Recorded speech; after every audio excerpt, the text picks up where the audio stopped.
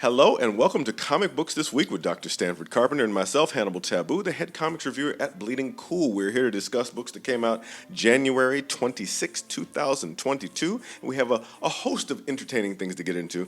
Stanford, our resident academic and big brainy thinker, what will we be starting off with this week? Well, I mean, I'll start off by saying what was interesting about this week was there were a lot of oversized comics. You know, Oversized. Interesting. yeah, Black Panther, Saga. I mean, they just went beyond the normal 22 pages, right? Oh, I thought you meant So, different dimensions, oh like them no, old no, treasury no, editions.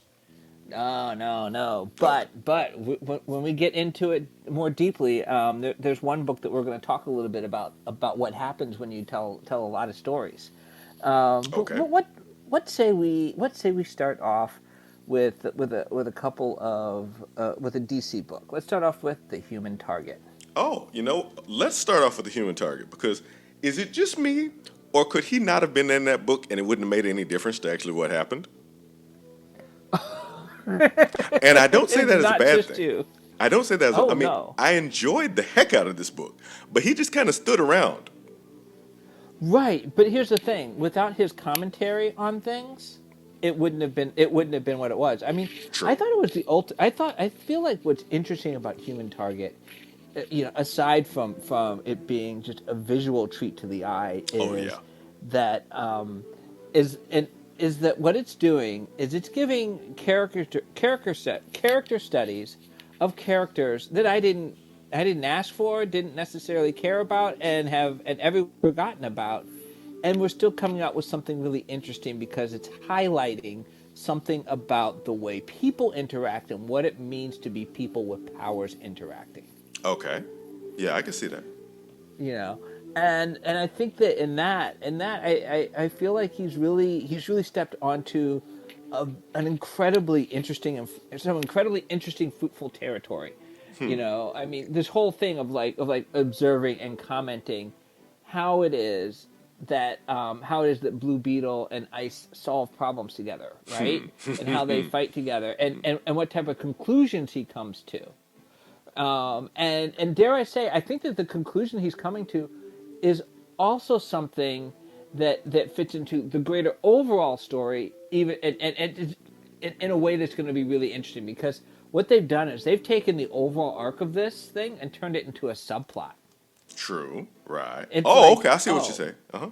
yeah, homeboy has 12 days to live and he's trying to solve his murder, and somehow that's a subplot. Yeah. Yeah, that's true. That And checks I out. Okay. I think what you're saying about Christopher Chance's commentary here is absolutely correct. That it makes what otherwise would be a pretty dull punch 'em up thing realistic. What I really appreciated were there were a lot of quiet moments that are just expressions and the part with the holding hands part that was very subtle and very right. patient. There was a lot of really great elements to this. I don't know if we're gonna go hard spoiling it, but the fact that Ice in many ways is kind of just playing along with people is a very interesting character note for me because I was a big Justice League International fan. I'm very very invested in these characters. So I'm not gonna lie, I was terrified when this book came out. I was very worried that this was gonna go sideways real fast. But luckily, it seems to be going really well. And I'm very interested in seeing what happens to these characters, the realizations about them. We just had a very big thing with Ted Kord happen with the Suicide Squad series, and we learned so much about his business and how he balances that with being a superhero here that I was like, oh, that's actually super interesting. I'm actually super into that now. Really, give us more. Okay, well, like for example, he's got an assistant that is fielding calls to him all day. It's like, oh, there's a giant Right. bear thing in this tape, and you gotta go deal with that. But also, he also talks about the fact that every day he's fending off legal challenges from Lex Luthor trying to take over his company. Every day, hostile takeover bids, all that stuff happening all the time, while he's also out there wearing spandex and inventing stuff and punching people in the face. That's interesting. That's Right. super interesting to me. So watching this balance gave me an even a new gear to Blue Beetle, which I was very appreciative of. There was similar things that King did in Omega Men, the miniseries they did a few years ago, that it was a little too ambitious for what it was trying to do and tried to fit too many things in. But by going one character at a time, patiently, I believe he's learned some things from that experience, and I believe he's applied that to make a better product. Omega Man was a great book. In fact, Omega Man is one of my favorite DC concepts that doesn't get used enough. I thought I tried too hard, that specific one. Right. You know, I feel but you on that, but I feel I mean I'm saying like since they were first introduced in Teen Titans in the gosh it was back in the 80s, right? yeah. I have always loved what they were trying to do there, and I always felt like that was like that would that is a series franchise that has so much. I think that could be a real signature series, and I would just wish that they would have put more effort into it, because what it does, it allows you to look at the whole basically the whole cosmic side of the DC universe from the perspective of the cosmic proletariat. Oh yeah, yeah, I You can know, dig that. and that's something that we don't see in DC or Marvel. DC and Marvel takes the cosmic side and looks at it in terms of like basically all the king, everybody there's a king or a queen, right? You know, and does it and this idea that like, oh yeah, this particular empire, yeah, there's a lot of cannon fodder at the bottom, and they're fighting their own little resistance, and they're getting their butt whipped. You Really know, badly. I always thought it was like, it was like the things I loved in Legion, but if Legion was was the underdog as opposed to the overdog, you know? But alas, here we're talking about the human target and not the Omega. Exactly. Exactly. But yeah, but I love about what they're doing with I love that you picked up on that in terms of the story, because I like that it begs this question of how come Blue Beetle isn't darker? How come he isn't killing? How come he isn't like, gosh, it would be easier just to make them go away? I have the power and resources to make them disappear, right? It points to an optimism in the character that's not something that he's just born with. It's something that he has to earn every day, and I Yes. love that. Yeah, and moreover, if you look even deeper at that, it gives you the template for kind of what they were doing in Wildcats 3.0. How do you make a good billionaire? Because if you got $1 billion, you probably did some pretty messed up stuff to get it, by and Right. large. But to try to be a good billionaire and to try to put that on Ted Cord is a really interesting spin, especially given the more complex things that we see with Green Arrow, the more frankly mentally disturbed things we see with Batman. To see it played in this kind of a light tone is interesting, especially because the first thing I thought when and I'm trying to dodge around the actual realization that Christopher Chance made, was I remembered a quote from Fezzik from Princess Bride. I just want you to feel like you're doing well. I hate for people to die embarrassed. So that really leapt out to me a lot. Yeah, I mean, I think that like that everything that they've done. I mean, and there's just other wacky part, like when he changes into Blue Beetle outfit and he's like naked in front of everybody, And and doesn't he's even just like, think about it. yeah, yeah, they're just so matter of fact. Yeah, I just took my clothes off and my Johnson's hanging out in front of you, but let me push the next button. And it was in some ways, it was such a knock on Iron Man, Yes. right? Iron Man always being dressed by his machines, and Blue Beetle's being dressed by his machines, and they strip him down and put the stuff back on. Yeah. I mean, do you want to talk about the reveal and give everyone a spoiler warning? I don't know. Do you? I mean, I kind of follow your I lead here. I kind of do. Okay. Go for it. So Count it so down. spoiler warning. 3, 2, 1.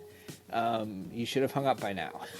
but one of the things that they reveal is that Ice hasn't just been going along, but that she could have solved every one of Blue Beetle's problems, but she purposely doesn't. Exactly. And we Yeah.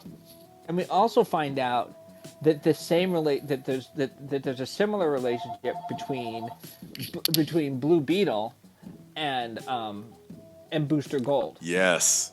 That Booster Gold is always asking for things from Blue Beetle, and sometimes Blue Beetle will say no, and sometimes he'll say yes. But even when he says no, he still finds a way to help him behind the scenes. And that I thought was really interesting. That part of these heroes working together is that they're not just making themselves the heroes; they're making other people heroes. Yeah, yeah. With that particular element there, especially how it plays through Martian Manhunter with the added layers of telepathy and other things like that, I was reminded of Antonio in Merchant of Venice, how he said that he was pressed into service. There's a relationship that it may not be romantic, but it's got as many trappings as one between Blue Beetle and Booster Gold Right. of support and possibly codependence. It's hard to tell, possibly enabling. I don't know how I would characterize that, but it's got so many layers that it could be played multiple ways and perceived multiple ways. So watching that kind of nuance come out in this was a really pleasant surprise for me. Yeah. Same here. Same here. And like I said, think about what it says, and it also makes me rethink things like the Superman Batman team ups. Mm-hmm. You know, like I never really thought about it. I always thought of it as like we usually think about it as Batman leveling up, but we don't think of it as maybe Superman leveling down. Oh yeah, yeah, yeah. Because there's no. Here's the thing. Uh, and I remember watching this on the World's Finest when they did it, the crossover between Batman animated series and Superman animated series. That Superman wearing Batman stuff, he just kind of goes along with it, even though he's bulletproof and he has super speed. So he just kind of like, all right, okay, right. Even though Yep. like the Joker, even Killer Croc, even Poison Ivy, these are embarrassing. Like they couldn't even open the door for half of Superman's villains. They're not even up to snuff on half of that. Right. And he's like, no, we'll play along. I want them to feel good about themselves. I want them to feel like they did something, and then I'll punch them in the face. So, Right. And I think that's what's kind of interesting, and especially because let's face it, Justice League International was kind of a joke, right? Like a lot there's a lot of there's a yes, lot of times where writers come in and they play them for laughs, right? but they And the also took down problem some big threats. they did, but I think what gets lost when you play a character for laughs all the time is that you start to think of the character as a joke. Okay. And when you start to think of a character as a joke, think about what that means, right? Mm-hmm. In terms of so so like if a character is a joke, then we just don't take them seriously. We don't, if their stories, you know what I mean? Like sometimes being in too many funny stories means we stop taking you seriously as a character. And it can also sometimes diminish some of the other relationships. And what's happened is like this whole thing with Ice, the way in which she's not fighting with Blue Beetle, she's fighting to support Blue Beetle. Mm-hmm. Is I mean it actually shows a much different and possibly in some ways more mature relationship, right? That these people really are much more cognizant of what their powers mean in terms of how they make other people feel. It's interesting you say it that way because I thought of it kind of in a different way, especially because, for example, you talked about the blue Batman and Superman, right? That Right. if Batman said, you know what I'm going to do? I'm going to send over a couple $100 million and make sure that prison is a little more secure so Metallo doesn't break out every other week. I'm going to do that and make sure Parasite stays under lock. And oh, right, I could actually set up my R&D department to probably make a different power source for Metallo because I've got money. And I could probably come up with something to make sure that Parasite doesn't siphon off everything that he touches. I could probably do that if I took some time. But no, I like Superman to feel like he's doing something. He can do what he's doing. He's fine. And Right. that kind of enabling, that kind of paternalism, I thought was less mature. It was more of an insult. It's more of an infantilization of them, going all the way down to Ice's relationship to Blue Beetle, Blue Beetle's relationship to Booster Gold. It's creating a situation where they can't grow. I just finished the HBO series Hacks, where the lead character has this super kind of, off the rails daughter who grew up famous and, never really had to work or accomplish anything. So the one thing that she believes that she has created for herself, she doesn't even know was actually created by her mother. the only opportunity that she really has to really make money, and her mother allows it, even though it causes damage to herself. I think that kind of dishonesty with people, that kind of deception, creates a bad space for these heroes, which, and as you said, you can perceive it your way or you can perceive it mine, and both could be true at the exact same time, which is the real accomplishment of this writing, I believe. Well, I agree with you, but I think it's also about ascribing emotional intelligence to characters, and oftentimes that's what gets lost in the writing of comics. Okay. Yeah. Is the characters don't have emotional intelligence. True. They're True. not so what's complicated in there is that she is concerned that Ice is concerned about Blue Beetle's dignity, and Blue Beetle is concerned about Booster Gold's dignity. Yes. Yes. It's not all good in terms of how it comes out, but you see that they are thinking much more in much more nuanced ways about the world that they're in, and what it means to be more powerful than someone and fight side by side with them, right? Yeah. Yeah. I can see that. Again, they're trying not to humiliate one another, and I think that the next step in that kind of writing is to show that actually becomes a weakness, right? Yes. So, so like the story that becomes really interesting is where Superman does something to let Bruce Wayne have his day in the sun, and then that becomes the reason why they lose as a team. Right? That's where things could get really interesting. I mean, because then it's like, that's interesting because you're like, oh wait, because you're kind of like, oh, Superman did the right thing. Superman wasn't a dick. Superman didn't screw over his friend, right? And now they're all buried. And now right? Jimmy's been poisoned with Joker toxin. Right. Yeah, I think that. Yeah. Yeah, and that's kind of that not kind of is what I really loved about of this particular storyline is what it opens up. Yes. In terms of how they all react, right? Yeah. It adds those layers because the thing that you were talking about when people see a character as a joke, like for me, because as a writer, I always remember Blue Beetle has $1 billion. Do you have any idea the damage you could do with $1 billion? Booster Gold has force fields and blasts and can fly and super strength, and he's from the future. So there's so many dangerous things he could do if he had a whit of and now he can time travel. If he had such an inclination, he could do so many dangerous things to the people. He could do so much damage, but haha, I'm playing for jokes, blah, blah, blah. Okay, I get that, but I never forget who these people are, and it looks like Tom King hasn't forgotten either, and the true danger that they can present to themselves and to the world at large. Right, exactly.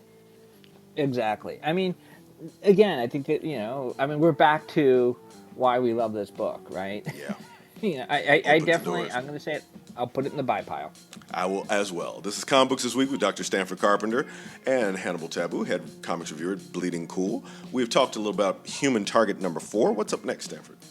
Let's do Static. I didn't actually get a chance to look at Static. I was a little rushed this week.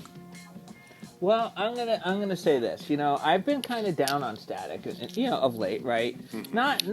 Not saying it's a terrible book, but being really critical of the artwork and the storytelling, right? Okay. I've said in the past that I felt that it was too busy. I felt like I understood what they were trying to do with the coloring, but the coloring was getting in the way of me being able to understand what was going on. Right. And I feel like they've worked those kinks out with this issue. Good. I felt like what's happened is they figured out a way to do the visual storytelling while giving it much more of a manga influence, but not full out manga, right? I felt like the stuff that they've done with the coloring was really interesting. I feel like that has been the missing piece in this comic for a while. Mm-hmm. And I feel like they finally nailed it. I gotta say I really enjoyed it. And I'm not saying that the other issues were terrible. I'm just saying that there was a a glaring thing that needed to be sorted out. A technical consideration for you. Right. Okay. And they did. So I you know what this proves? It proves that they are listening to us. If that's the proof you want to take from it, all right. How would you rate this issue of Static? Oh, I'll definitely. I'm gonna put it in the buy pile. All right. All right. That's two buys so far, so we're feeling pretty good. This is Comic Books This Week with Dr. Stanford Carpenter and myself, Hannibal Tabu. What's up next? Well, let's slide over to Marvel. All right. Let's do a story with some big characters, though not a big page count. Thor. Okay. Yeah, we're doing Thor. I feel like we're telling the same story again because we recently had the legacy of Odin's decisions come back to haunt Thor and destroy a bunch of stuff that then has to fight and fix. Back then it was Donald Blake. Now it's Mjolnir. The trappings around Thor, which are all essentially creations of his father, become enemies in the present. It's almost like, oh gosh, I'm George W. Bush and I'm fighting the people that my dad actually gave weapons to and money to. Oh, that doesn't seem good at all. So, I was like looking at it, like, all right. I mean, I'm a little tired, especially when what actually was revealed was at the root of what Mjolnir was doing. I was like, that again? Really? Is that what we're doing again? Yeah, the reveal kind of was like. I actually think the story would have been better without the reveal. Let it really By a just lot. be. Yeah, let this entire problem be Mjolnir. Yeah, but it's not. And the fact that they brought someone that they've made it. The reveal at the end, I was like, oh, you again? Yeah. Which is essentially never had any real motivation, never really had any determinant, has been best used as a weapon, a tool of other people. Now I'm like, oh, now you mad? Now you coming out with this beef? Really? You? Yeah. Come on now. I mean, because what I thought would have been interesting, I mean, what they kind of built up to was this idea that Mjolnir is sentient and Mjolnir gets what's going on around him and just got tired of all these MFs. It was just like, you guys need to get it together. That would have been, I think it would have been nice if they left it at that, right? I would have been worried about that because if Mjolnir revolts, what's next? The Rainbow Bridge is going to say, you know what? I don't think this is gay enough. I think what we need to do is this. Or all of a sudden the walls of Asgard are like, you've taken us for granted for too long. No, I don't want anthropomorphized stuff to fight. That's not. I don't want that. Well, I could have gone with it in particular for Mjolnir. I could have done it because there've always been hints that Mjolnir is bordering on some sort of sentience, right? Then there have been moments where they went beyond hints and said, yeah, Mjolnir is there is a spirit to this thing, and so the idea of having to deal with the spirit of something that is what it is because it's touched by a spirit is kind of interesting, right? I guess, but if you saying this leads to me having to read 5 issues of Doctor Strange fighting his cloak, I'm not going to be happy. Oh no! You got to do more. Because it's a slippery slope. It's a slippery slope, dog. Right. You got to do more than that. But here's the thing: it does not work for Doctor Strange's cloak, but it does work. It does work for Thor because Thor is ultimately a world with lots of powerful beings who have been hit in the head too many times. Right? Or maybe not enough times. It's really hard to tell, honestly. So like there. I mean, but there's an overall built-in lack of contemplation and lack of reflexivity in the Asgardian universe. Absolutely. Which you don't have. Whereas Doctor Strange is all about reflexivity, all about looking inward, and so. And is all about managing the spirit of everything around you. So like that's just not there. Like it's a world where more sentience is ascribed to the cloak, and where none of that is like it's just not a thing in the same way, or it wouldn't be as interesting. But this one where like we're like, oh, I smashed you with my hammer, and now my hammer don't like me. That's kind of that could work. I love the scene where well, mild spoiler, where what you call it, Thor's arm gets shattered, right? It's just like oh yeah, you keep forgetting that since a lot of your power came from that hammer, you're not all that great at fighting that hammer. you See, but don't. that's just my and now you're bringing up another problem for me. Well, first of all of his most of his power did not come. He's as said in the movies.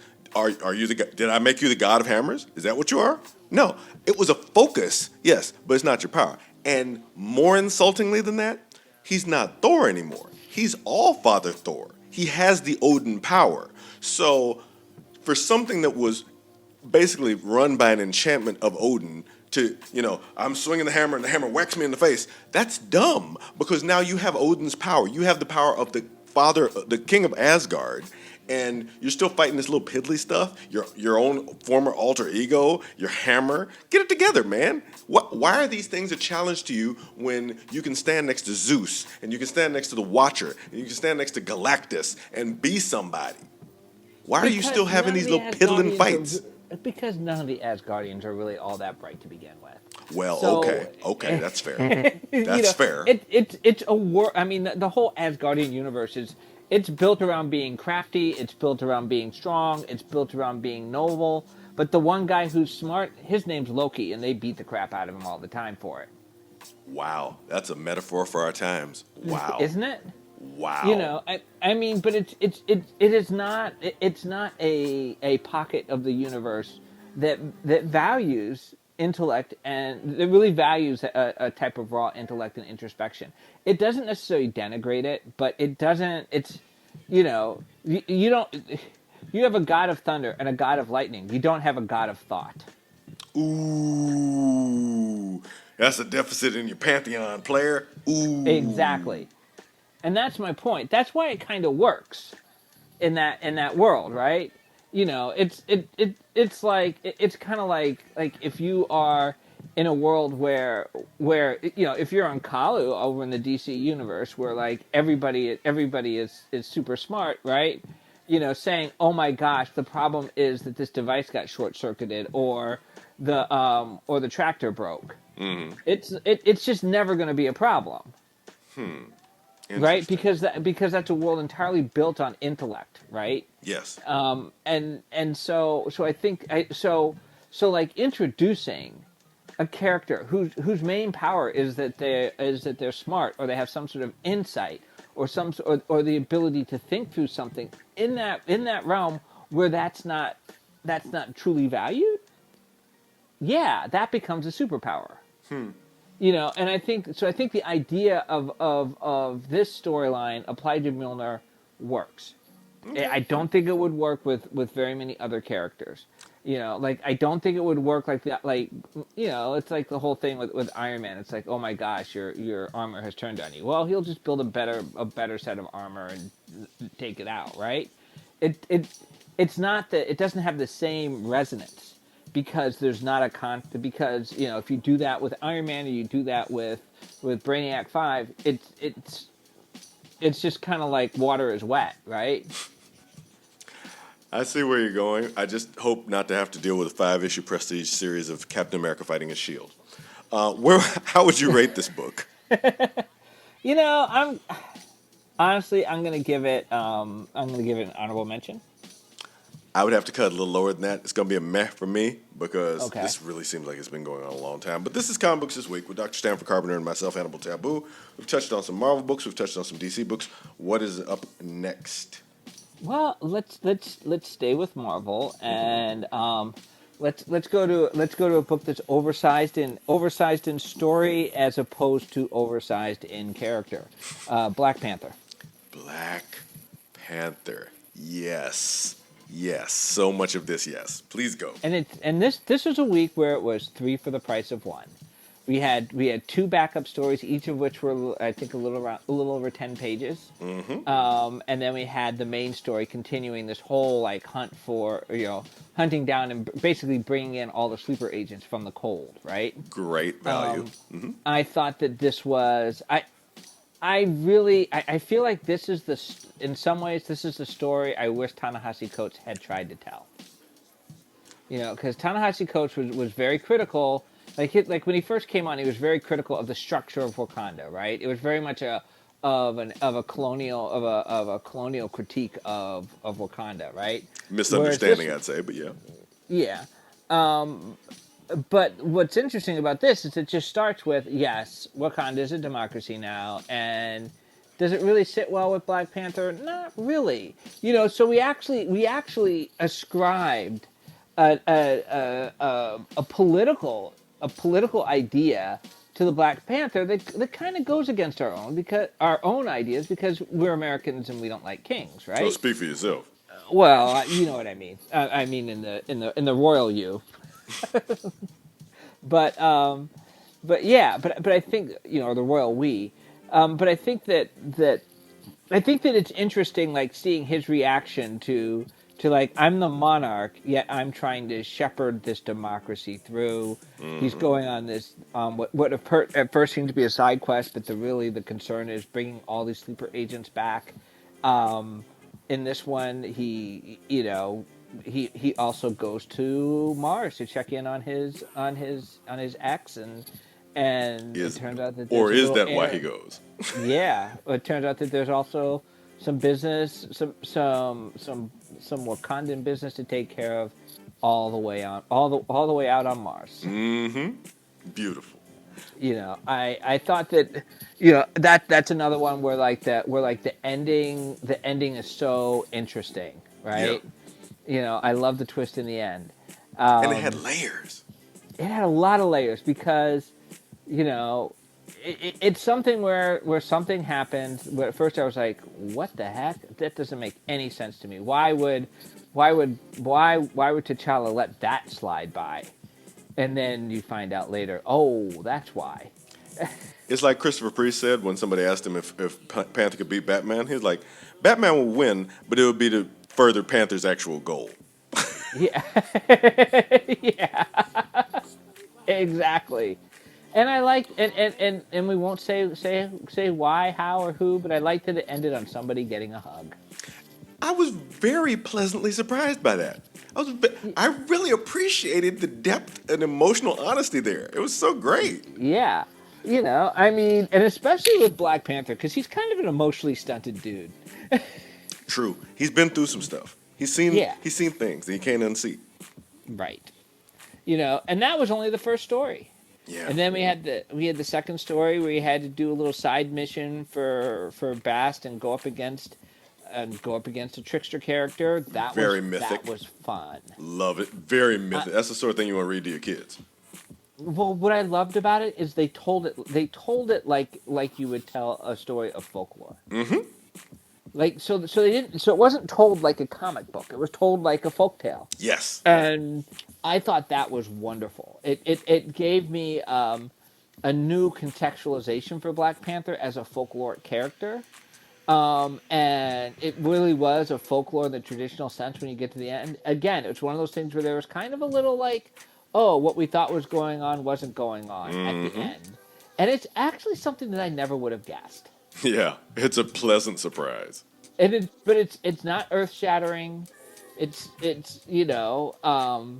and like most folklore, there's usually something that the person is told to do at the very beginning that seems really innocuous, that you find out by the end that either they did the innocuous thing that they weren't supposed to do and something bad happens, or they don't do the innocuous thing that they're not supposed to do and something really good happens as a result. Won't get into that, but that you've got that element of folklore in there. It was fun. I was like, when I first started, I was like, where is this going and why am I reading this? Oh, is this just the usual backup filler story? And I'm like, it's a backup story, but it ain't usual. Nope, and it ain't no filler. Yup. Very nicely done. So what do we think of this new Wakandan character that's been developed for the final backup story? Oh, wow. Now we're starting to see what a revolutionary looks like in Wakanda. that was interesting, right? To like, and I liked how they did the narrative. The narrative was actually the type of narrative that you associate with that type of political character, right? Where basically you're seeing Wakanda through his perspective and his Mm-hmm. political critique of Wakanda, and we get to the end and something's happening, and and it's building up to something that we know we're going to have to revisit, and I still don't know whose side he's on, Hmm. right? Yeah, I can see that. I can see that. And for me, the thing that I saw immediately here was a look at. It was kind of look at the M'Baku presentation from the movie. That we have watched from this kind of distant space with disgust at, as it scoffs at tradition, as all these things that we're about the true Wakanda and reform. But this didn't pop up back in the previous time. In the previous times, pre-democracy, there was no real push for this. But now that there's so much change, these traditionalist conservative elements pop out with much more vehemence. That's very Right. fitting and very logical. What I have been upset about in a lot of things about the depictions of Wakanda, the idea that Ta-Nehisi Coates introduced basically lots of degrees of child abuse and other things that were. He introduced a lot of what I consider were colonial ideas into a non-colonized society. Exactly. I'm stuck with them now because they're canon, but that doesn't mean I like them. This is much more of a slide to looking at what I think is more of a Kirby-esque, Lee-esque thing. That in the same way Roddenberry created Star Trek, this is intended as a utopian society. It's always been intended as a utopian society, and as such, you got to put some utopia in it. And getting too far from that traditional Wakandan utopia brings this new revolutionary character on to look at. It's like, are we really making the right choice going to the democracy of the West, looking what those rocket scientists have done, hashtag COVID, hashtag Sarah Palin, hashtag everything else, or, were we really doing the right thing in the first place? Are sometimes, as Ghost Dog said, the old ways the best? Well, it's interesting you bring up Lee and Kirby because I actually interviewed Stan Lee about the creation of Black Panther, Hmm. but it was almost a decade before the movie came out. Yeah. So like the movie was there was no discussion about it being a movie. 'Cause I noticed once because he said some things in my interview that he later contradicted when the movie came out, which completely makes sense because he was pushing a movie. You know what I Yeah. mean? But one of the things that was interesting was he talked when he created Black Panther, they weren't at the front end. They were not thinking of creating a black character. They were just thinking of doing another Fantastic Four story with an O. Henry ending, and that they wanted the O. Henry ending to be that they go to this place that they go to this place to find this civilization, and they're trying to find this super smart civilization, and on the way they find themselves in this really primitive society, and then the O. Henry ending is they find out that the society is so advanced that you can't see their technology. Hmm. That was the idea. He said that was how we laid it out. That was the original thing. He said once we had that idea, then we had to figure out where we were going to do it, and Jack was like, "Hey, let's do it. Let's make them black. Let's make it Africa." Thank you, But Jack. that's but that story just as easily could have been South America. Could have It could been. have been Asia. Could have been. It could have been. I mean, it could have been Canada, right? Yeah. You know, Could have been. so it wasn't written. So it wasn't written with this idea that it was a black utopia or a brown utopia. With the idea, though, it was written that they were going to find themselves in a place that looked primitive, that was actually the apex of civilization. So yes, it was. He was written to be in a place that was a utopia, Yes. right? And so I think it's interesting that like when people talk about Black Panther, it's like when they bring other things to it, it's like they're losing the whole point. You have to go back to the whole point of that story that was written, in which the whole. And this is sorry for being on my soapbox, but No, you're fine. the whole Fantastic Four thing is one of the most colonial of heroes Yep. in the Marvel universe, Hmm. right?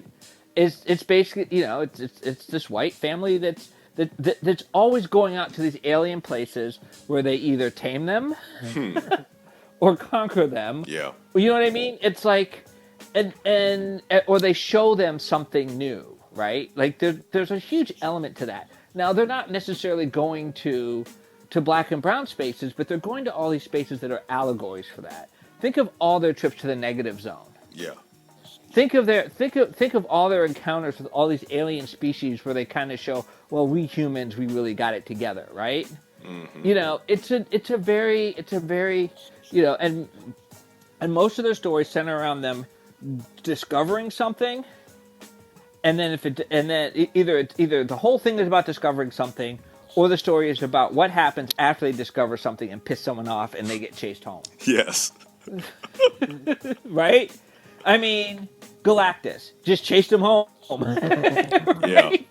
And then decided to eat home. Right? But it's like there's that whole dynamic of the Fantastic Four. And I love the Fantastic Four. And I don't think that they were thinking that in the Fantastic Four, but that's what happens when you have something that's just embedded in a culture, right? That it starts to express itself in those ways. And what are the types of stories that you get out of a colonial culture? Well, colonial stories, right? So in a time where that's what's being sorted out on the grand scale, that's where Fantastic Four emerges, and what do you know? It fits within those narratives, but I think what's interesting about all of this, like fast forward to like Black Panther, is that as Black Panther grows as a character, now look at where we are. Like before the movie, Black Panther still was not all that popular of a character, right? He just completely blew up, and now he's become part of an Afrofuturist storyline. He's all about that, right? Now, what's interesting, what always frustrated me about Ta-Nehisi Coates' decision is that, like, how are you going to have a Black Panther book where T'Challa, and you're going to call it Black Panther, and T'Challa shows up for 4 panels, and 3 of them he's crying to his mother. You're not wrong. I will say though, and listening to what you were saying and what Jack was saying, what Stan was saying, we were hearing a side of the story, and with all due respect, from someone who's well known for altered narratives depending on the audience and the need. When I hear that Jack said, "Let's make it black," then the idea of a black utopia coming from Jack Kirby sounds much more logical. That's super, because when you look at the Forever People, when you look at the Eternals, when you look at things like that, you see these kind of idealized, mythologically static societies that are intended to be of great quality and greatness, in the same way that, as I said, Roddenberry did with Star Trek. Roddenberry knew it was always going to be a utopia in progress. It was never going to actually get locked in there, which is where you come up with your struggle and your interesting stories and whatnot. But the idea of Jack saying, "Oh, no Henry surprise? I got no Henry surprise for you," because he was able to look out the window. He was able to see the changing elements of society, and as we note, he struck upon the same note that Stokely Carmichael struck upon a couple of months later. That zeitgeist, that energy creating this space for this, I think is of enormous value. So moving that forward to the current book, to see John Ridley, who is no slouch, John Ridley is nobody's slouch, manifest that with such, as you said, emotional intelligence and honesty, and for T'Challa to be concerned about moving Wakanda into this democratic direction, which is what the people want, sure, but is it what they need? We don't know. He doesn't know. He doesn't know how it's going to work and if it'll play out. But he's still got to clean up the challenges that he created originally with the sleeper program. But he's also acknowledging that he doesn't know because he doesn't know any other way. Yes. And that's where I think the character of T'Challa shines. Yes, because absolutely. What John Ridley, what he's doing in that moment is, instead of saying what makes this character great is he's enlightened and knows exactly the right thing to do, it's that he also knows what to do when he doesn't know. Yep. And to write him as someone who's, and to write him, quite frankly, as a character who's totally, like, we have to be democratic, would make no sense to the character's upbringing and the character's development over time, right? but he's also done something where he's written a story about the diminishment of the monarchy, right? Without making it about, oh, monarchies are bad. Yes.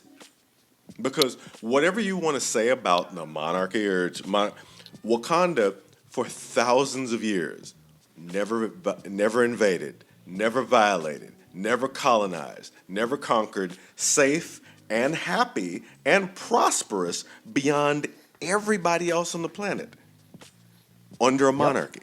So it's like, all right, what ideas have you got? Oh, we want to rule ourselves. How? Exactly. Figure it out. Right. Right. Exactly. Exactly. And I think that, to be honest, I think that's the interesting thing about this book. Yeah. It starts from a place that I didn't feel like he had to. It starts from a place of we're going to deal with this, but we didn't have to change T'Challa to do it, and that's what my issue was with the Ta-Nehisi Coates run. Absolute. Well, I have thousands of issues with that run, but let's not get into You that know, right now. but I'm not saying I hated it, but I'm just saying I will like say that I hated it. that really got under my skin. Well, because I actually felt like under him the Black Panther book really wasn't a Black Panther book because Black Panther was hardly ever there. That's one of the scores of issues that I had. But yes, You know, but we're I here mean, now. We're here right. now. We're here now, but someone else has kind of picked up from there and managed to really take some of the flaws in what was done, because they weren't flaws of writing. They were actually flaws in terms of managing that corner of the world, right? It's like not understanding or not being able to like make it a Black Panther book, right? And so I feel like someone like Ridley has just come along. He's like, okay, he actually managed to put the toothpaste back in the tube, and I love that about this book. And I love it visually. I love Yeah.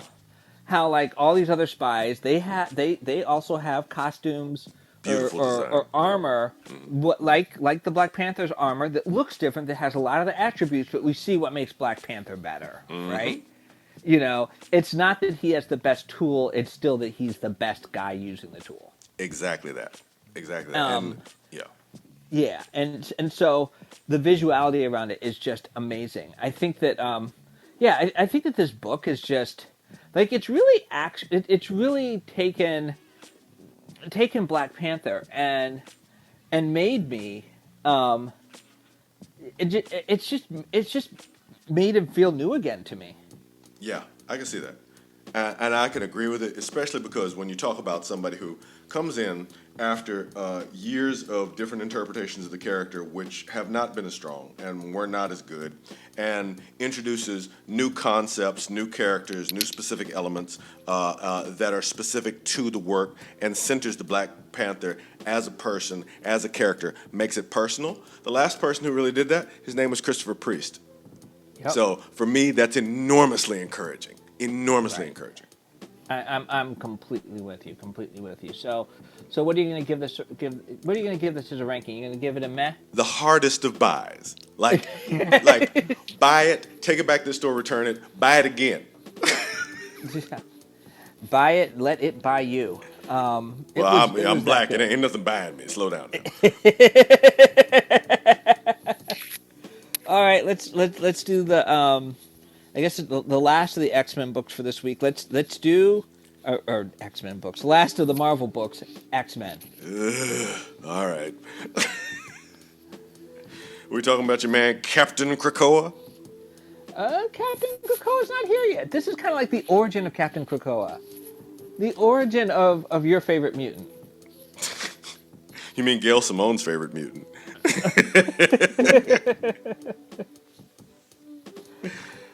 Oh yeah, we're dealing with that. So the secret is resurrection. The X-Men have to protect an elaborate lie because they don't want people to discover it for lots of reasons that are not bad reasons, but it's essentially still a cover-up. And if there's one thing we know from any sort of narrative structure, a cover-up rarely is going to go well. It's rarely ever going to go well. You know, Right. as the song said, when the roof caved in and the truth came out, you just didn't know what to do. So, and they were stuck with that when the reality of resurrection and Cyclops came to play. There are more pieces moving here that need to be moving, though. Whatever happened to Ben Urich, whatever's going on with Orcus, whatever, there's so many pieces moving, and so many of those pieces don't really have any time to say, here's what I am as a piece, and here's why you should care about me. Right. Orcus's very simple racism is not a motivating character factor. I don't want it in real life. I don't want it in comics. I need you to give me more than that, because if I understand Orcus's beef, you will not replace us. Yeah, get that Richard Spencer noise out of here. Right. And the one guy was like, I was gonna colonize Mars, but the mutants did it first. I'm mad. Get that noise out of my office. This kind of entitlement and weak character doesn't make for compelling villains. It doesn't. No, it does not. But I think that I think that one of the issues with this X-Men book is they're trying to put too much into it. Yep.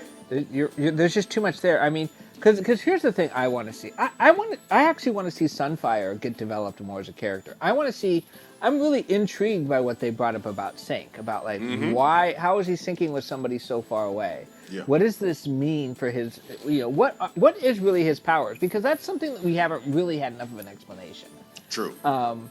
I think that they've done some things with Sync that whether you like the character or not, really warrant further explanation. Yeah, I agree, because he could be Duplicate Boy. He could be from the Legion. If you're saying he can do it from distance, he's Duplicate Boy, and that's the most dangerous dude in the Legion. Right. It's the entire. Nobody can stop him if he gets motivated. The only luck was that he was stupid. What determines. So so what I think is interesting is he duplicates one person who has flight and super strength, and then but not invulnerability, and then he duplicates another person who's got invulnerability and flight, right? Yeah. It's like what's interesting is if he can duplicate any power, then why does he have to duplicate those specific combinations? Why can't he just duplicate any set of combinations? And that's the problem with this type of character, right? Like when you start to really think about the character and what their powers are, it's like the limitations don't make much sense. Okay. At a certain point, it's like he. The way I would approach a character like that would be more like he has a power battery in him with so many points in it, and he can have whatever combination of powers equal the points. Okay. He could, it's like he could be super, super, super strong, but if he wants to be invulnerable too, he's got to be half as strong, right? That kind of stuff. But I just don't. But that's something I don't understand. I just don't understand the character enough. But I kind of want to, and I kind of want to understand like how he manages his relationship with Wolverine. You mean X-23? Yeah, the better new Wolverine. Yeah. Mm-hmm. Yeah, exactly.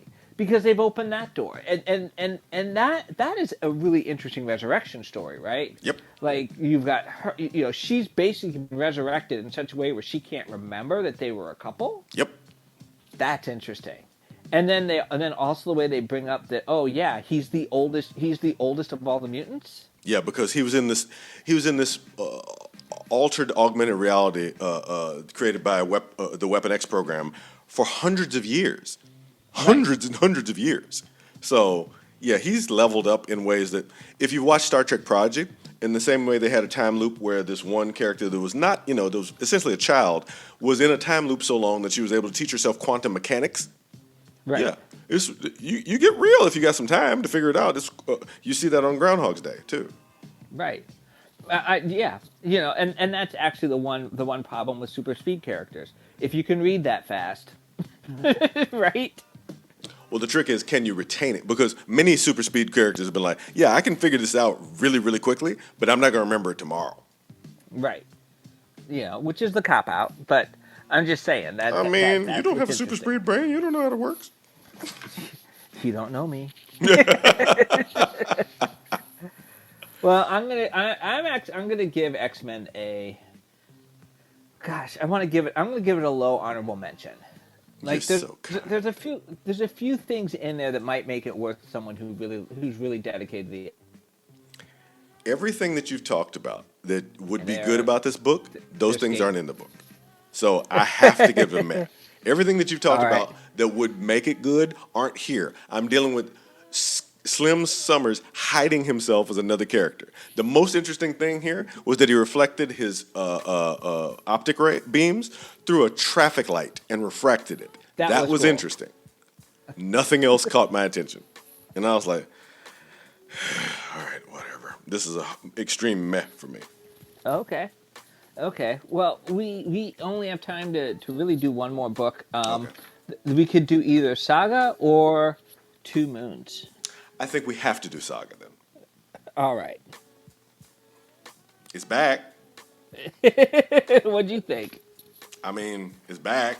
I honestly thought because Saga started off with this great sweeping dichotomal story of struggle, and it's gotten really granular and basic from that great root.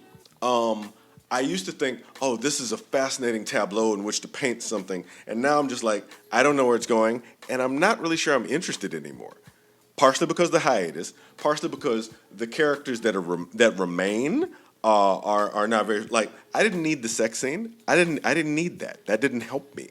It didn't tell me anything That about those. sex, that, and as far as sex scenes go, that was pretty graphic. Yeah, I'm like, this does not help me with the story. This does not help me with the characters. This does not give me anything that I really want out of the story. So it's being told. The whole thing's told in flashback from the idea of this now child in the story, but it's really taking a long time to get there. I see similar issues with Supergirl, The Woman of Tomorrow, that Tom King is writing over there. It's also really slow in getting anywhere with this kind of long flashback.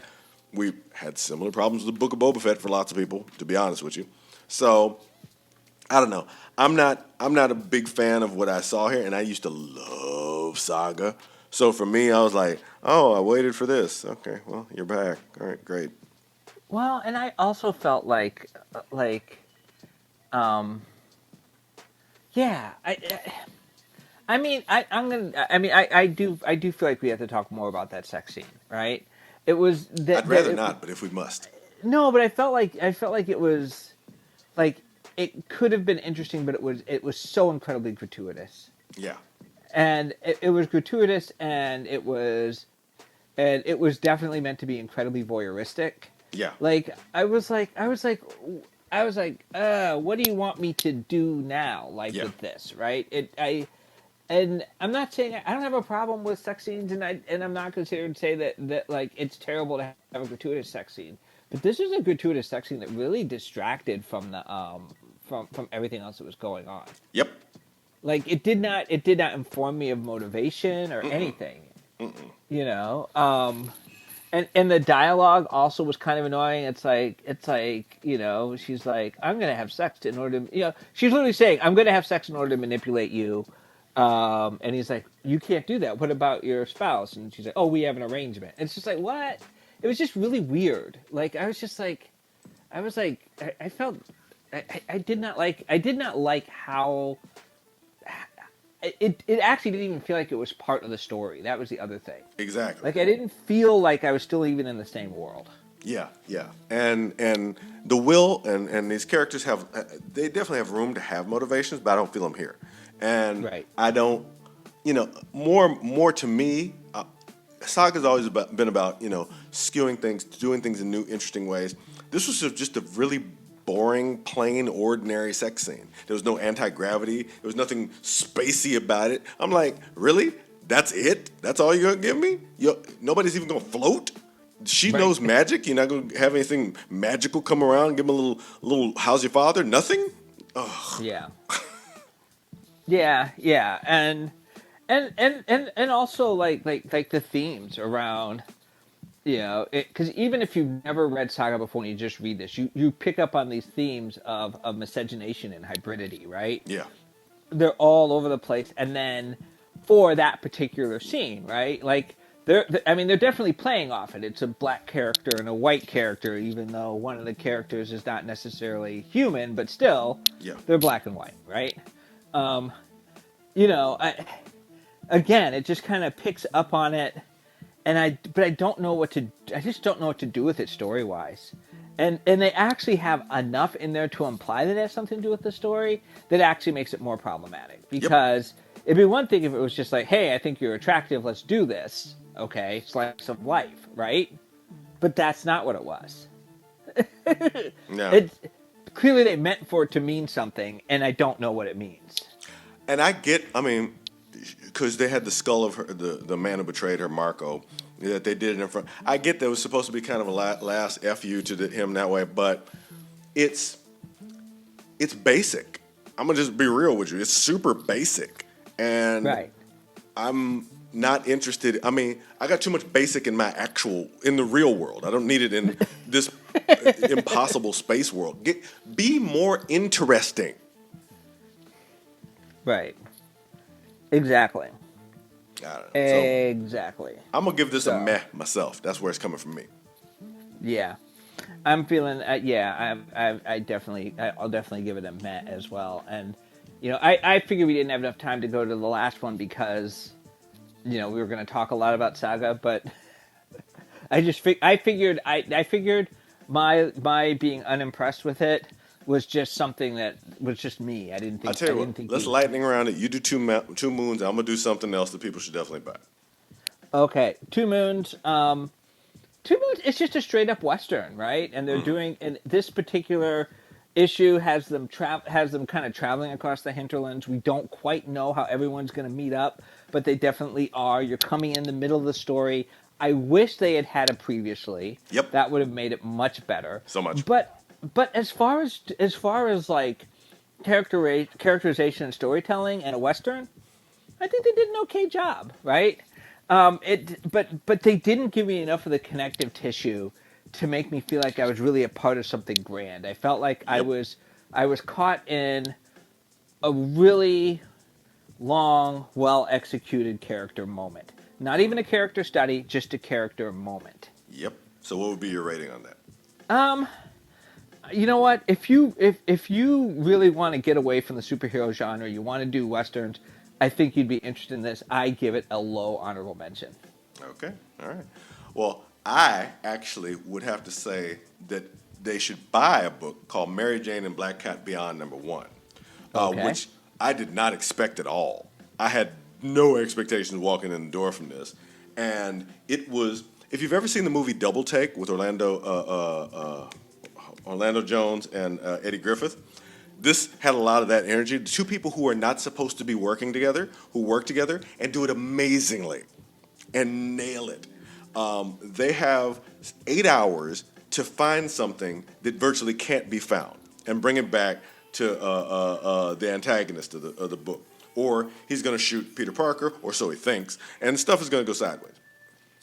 So they have to go out and work together, and their talents play off of each other in ways that neither of them expects, and they do all this hilarious, ridiculous stuff. It's just super engaging. The writer Jed McKay has been writing Black Cat for a while, and he's got a real gift for the character, but he actually really put a lot into Mary Jane that I didn't expect. So, yeah, I mean, I was just really pleasantly surprised by this book. They just, it's done in one. You walk away from it. You have everything that you need in this book. You don't have to go anywhere from it. It's just like, here's a wonderful little gift for you. Enjoy. And I'm like, oh, for me? Thank you. Oh, this is so nice. So this is a buy for me. And you know what? I mean, I'm gonna say one other thing about it. It is a beautiful book. Oh, yeah. Like in terms of the Yeah, it is. in terms of the artwork, in terms of like the storytelling. I mean, I won't lie. I actually there's one panel in there that was sent around on social media, and I thought it was completely hilarious. And it's what panel I'm talking I about, don't, right? actually. The one where Black Cat comments on Mary Jane's quote, "Don't suck ass." Oh, okay, that one. Yeah, okay. That was, I was like, I mean, it's a small dump truck, I guess, but okay, sure. Like a but Constructicon. but I mean, it was actually a really interesting character moment, Yeah, it is. given Mary Jane's the one who got the guy. It's like, I mean, and sometimes it's like I think that I mean, it's weird because there's some you can read that in terms of some low key misogyny, but I felt like there's just something about that was kind of funny in terms of the way the characters are interacting and who these characters are if you Yeah. know their backstory and their relationship to Spider-Man. Yeah, I would have thought it was misogynistic if I didn't hear my wife and her friends. You know, Right. I've seen the way they speak to each other, and I'm like, oh no, no, that checks out at all.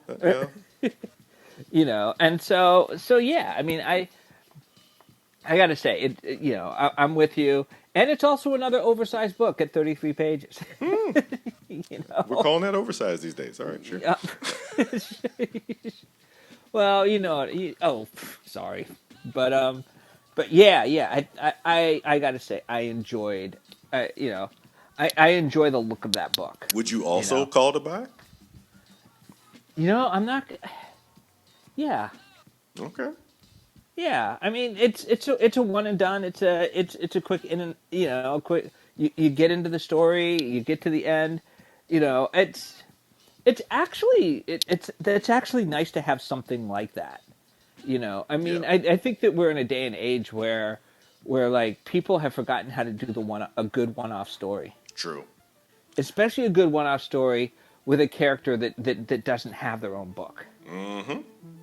What was especially interesting to me, the solicitations had Saladin Ahmed writing this book. Same artist, completely different story, different writer. And then I got the book. I'm like, that's not what's in this book at all. I like this book though. So I don't know what happened behind the scenes, and I'm okay not knowing. Okay just enjoying what I have here. Yep. So yeah. Well, I mean, it's nice to have a Spider-Man book that we can be excited about. Absolutely, because this was actually, for a change, amazing.